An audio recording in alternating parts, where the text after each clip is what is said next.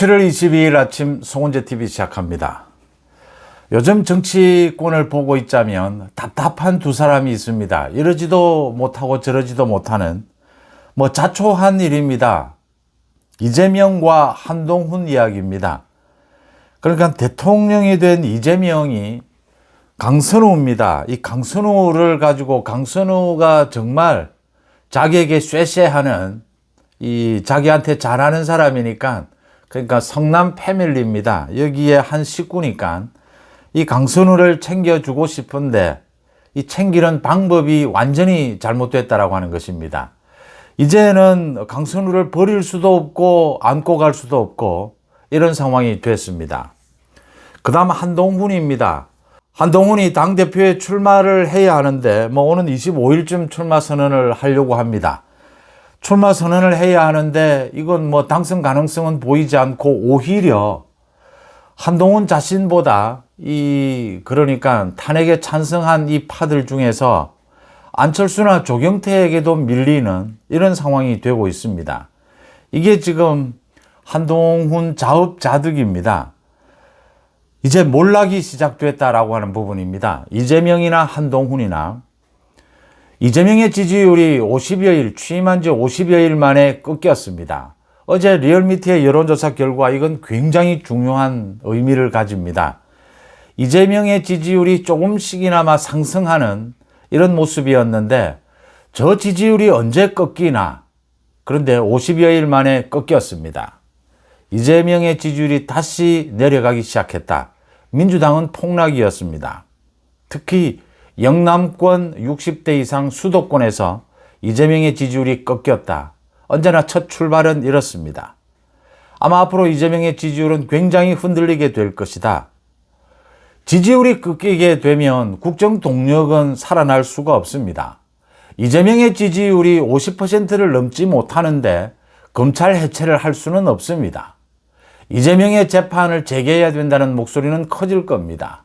이재명은 어떤 일도 할 수가 없습니다. 지금도 자신의 방탄 이외에는 하는 일이 없지만 이 지지율이 가져다주는 국민 여론입니다. 국민들이 이재명 안 되겠구나, 이재명 경고를 날리기 시작했다라고 하는 것입니다. 이게 대통령에 취임한 지 50일 만의 일입니다. 이재명은 잔꾀를 부렸습니다. 이진숙과 강선우를 놓고 버티는 척 하다가 이진숙을 버리면 강선우를 살릴 수 있겠지. 그래서 당에 주문을 한 겁니다. 민주당에서 이진숙에 대해서는 어쩔 수 없다. 그런데 강선우는 살릴 수 있지 않겠느냐. 이런 작전을 짜고 민주당에서 이진숙을 집중적으로 공격했고 강선우를 살리려고 했습니다. 그런데 국민들의 여론은 반대였습니다. 이진숙은 그래도 강선우와 대비해서는 이진숙은 차라리 낫다. 강선우를 정확하게 버려라. 이게 국민들의 여론이었습니다. 이 국민들의 여론에 따라서 민주당도 지금 완전히 갈팡질팡 된 겁니다. 그러니까 지지율이 꺾였습니다. 민주노총을 비롯해서 소위 민주당 진영 쪽에서도 강선우를 버리라라는 이야기가 나오고 있습니다. 김의겸을 비롯해서 이 차관급 인사에서도 문제가 드러나고 있습니다. 드러날 수밖에는요. 이재명은 인사의 기준이 없습니다. 자신에게 쇠쇠하는 사람은 중용입니다. 자신을 반대하는 사람은 수박입니다. 천액입니다. 이재명이 지난해에 민주당에 공천을 한 그 태도 그대로입니다. 이제 이게 이 잔꾀가 국민들에게 그대로 읽히기 시작했다라고 하는 점입니다. 지금 강선우에 대해서 계속 비리가 터져 나옵니다. 이 갑질한 강선우에 대해서. 그러니까 문재인 정부 때 여가부, 자신이 지금 취임하려고 하는 이 여가부 장관에게 또 갑질을 하고 자신의 민원을 들어주지 않으면 이 예산안을 칼질한 것이 그대로 이 증거가 다 드러났습니다. 예산안을 칼질한 것은 증거가 다 남아 있습니다. 이제 강선우를 어떻게 해야 되느냐?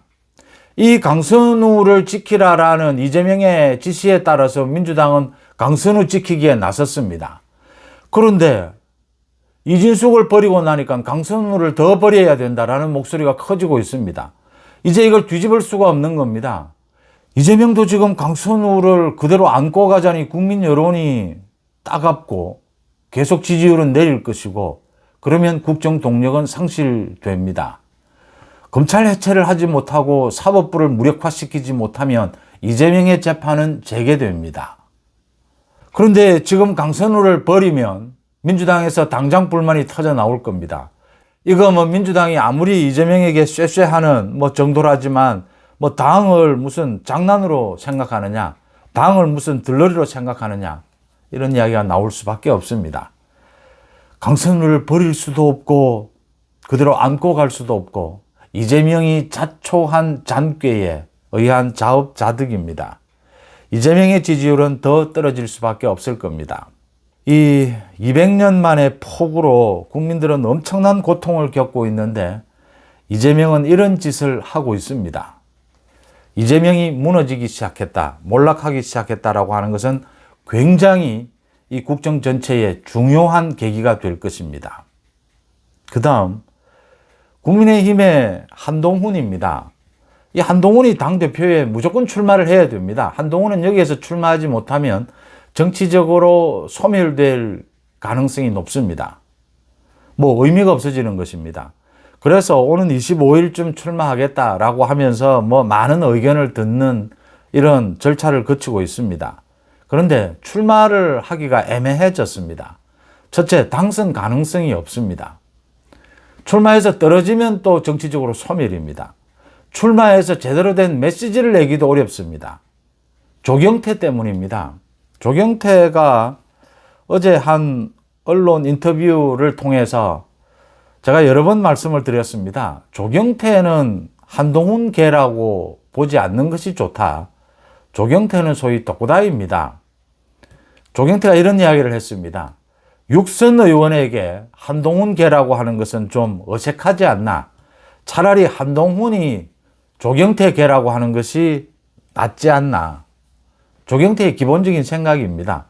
이게 조경태가 민주당을 거쳐서 국민의힘, 부산이라고 하는 이 지역에서 육선을 할 수 있었던 조경태의 정치적 계산입니다. 조경태는 한동훈을 이용했던 겁니다. 조경태가 지금 사실은 한동훈보다 훨씬 더, 안철수보다 훨씬 더 이 강력하게 소위 친윤 또는 탄핵 반대파에 대해서 가장 전환길 입당에 대해서 가장 강력하게 공격하고 있습니다.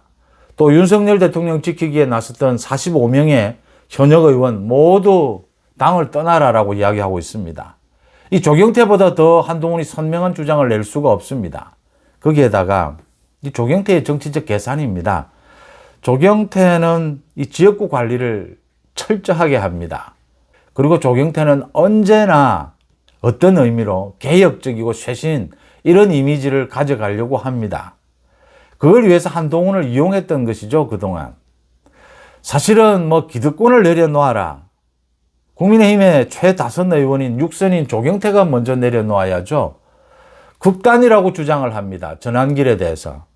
현역 의원 45명을 모두 당에서 나가라라고 이야기하는 이거의 극단이죠. 이게 정말 극좌죠. 사실은 이런 건데 조경태는 한동훈에 앞서서 지금 일찍부터 뛰고 있습니다. 그러면서 사실은 한동훈을 조롱하고 있는 겁니다. 한동훈 정치의 핵심을 꿰뚫고 있는 거죠. 이 한계를 장동혁도 마찬가지고 조경태도 마찬가지고 이 한동훈과 친했으니까 모두 잘 알고 있는 겁니다. 이 한계를. 한동훈으로서는 지금 조경태보다 더 선명한 입장을 낼 수도 없고 그렇다라고 해서 출마 안 할 수도 없고 그렇다라고 해서 좀 정치적 경륜을 보여주는 제가 말씀을 드리는 비전. 그러니까 전당대회라고 하는 것은 친윤 친한이 서로 싸우는 정도로는 전체 당원들의 지지를 얻지는 못합니다. 국민의힘이 어디로 가야 되느냐 이 비전을 제시해야 됩니다. 이 싸움과 함께 이 비전을 제시하려고 하니까 한동훈보다는 안철수가 한 발 또 앞서가고 있습니다. 안철수 조경태의 포위가 된 것이죠. 한동훈은 자업자득입니다. 한동훈이 계속해서 지난 5, 6개월 동안 윤석열 반대, 탄핵 찬성 이것 이외에는 한 게 없습니다. 지금도 이 전환길 반대 이것만 하고 있습니다. 당대표는 이래서는 안 되거든요. 이건 당대표 급이 아니거든요. 이제 이게 한동훈 정치의 한계였다. 윤석열 정부 시절에 한동훈의 개혁적 이미지가 좀 있었다면 그게 모두 무너져 버리는 순간이 되는 겁니다. 그 부분을 조경태가 차지해 버린 겁니다. 또 나머지 경륜 부분은 안철수가 차지해 버린 겁니다. 한동훈의 딜레마가 되는 것이죠. 지금 출마를 할 수도 없고 안 할 수도 없고. 반면에 이제 탄핵에 반대했던 이 장동혁과 김문수는 상당히 이 경륜 면에서는, 비전을 제시하는 면에서는 김문수가 좀 앞서고, 이 정확하게 소위 극우 프레임 이 부분을 깨부셔야 한다. 이름을 정확하게 거명하지는 않았습니다. 이 한동훈이나 조경태를 겨냥한 것입니다. 윤희숙까지를. 이런 부분에 대해서 장동혁이 선명하게 이 자신이 용서하지 않겠다, 당을 바로 잡겠다, 이렇게 한 부분은 그러니까 조경태나 안철수보다는 훨씬 좀 나은 수준의 이런 정치력을 보이고 있다, 이렇게 평가할 수가 있습니다. 장동혁에게 필요한 것은 좀 더 정치적 비전, 국민의힘이 나아가야 될 비전 쪽으로, 그러니까 저렇게 소위 내부 총질을 했던 이런 세력을 어떻게 제압하고 국민의힘을 어디로 끌고 가려고 하느냐라는 부분에 대해서 더 설명이 있어야 하고, 김문수는 지금 소위 국민의힘의 전통적인 지지층, 강성 지지층의 비판을 받고 있습니다. 왜 이 대선 불복을 해야 되는데, 부정선거로 대선 불복을 선언해야 하는데 승복을 했느냐. 그래서 김승복이다. 이렇게 조롱도 받고 있고, 윤 대통령과 선을 긋는 부분, 이 탈당 부분, 대선 과정에서 이 부분에 대해서 전통적인 지지층, 강성 지지층의 비판을 받고 있습니다. 후보 단일화가 굉장히 중요합니다. 찬탄이든 반탄이든 대표 선수가 나와서 결국은 붙어야 합니다. 이 안철수나 한동훈, 조경태가 후보 단일화가 더 급합니다. 그런데 후보 단일화를 해낼 수 있는 가능성은 높지는 않습니다. 사실은 안철수, 조경태 모두 독고다이입니다. 어차피 1차에서 김문수와 장동혁의 이 1차 과반 득표를 저지를 해야 되기 때문에, 그래야 결선 투표라도 가볼 수 있기 때문에 후보 단일화를 할 가능성은 높지만, 그래도 굉장히 힘든 과정을 거치게 될 것이다. 이제 그러니까 탄핵에 반대했던 장동혁, 김문수가 앞서가고 있다. 이렇게 된 이유는 한동훈이 정치를 잘못했기 때문입니다. 정치를 언제나 일정 세력, 일정 지지층의 목소리만 듣고 하게 되면, 한 색깔로 가게 되면 비전 부분이 약해집니다. 선명성과 비전, 종합적인 비전, 이 부분을 잘 조화시켜 가야 합니다. 결국은 당원들의 한 표라도 더 당원들의 표를 얻는 쪽이 이깁니다. 아무리 선명해도 지면 끝입니다. 아무리 비전을 제시해도 지면 끝입니다. 물론 정치적인 의미는 있을 수도 있겠지만, 이제 이런 판세를 보면서 이재명과 한동훈 꺾이기 시작했다. 몰락의 길로 들어서기 시작했다. 자업자득이다 라는 점을 읽을 수가 있습니다. 7월 22일 아침 송은재TV 마칩니다. 고맙습니다.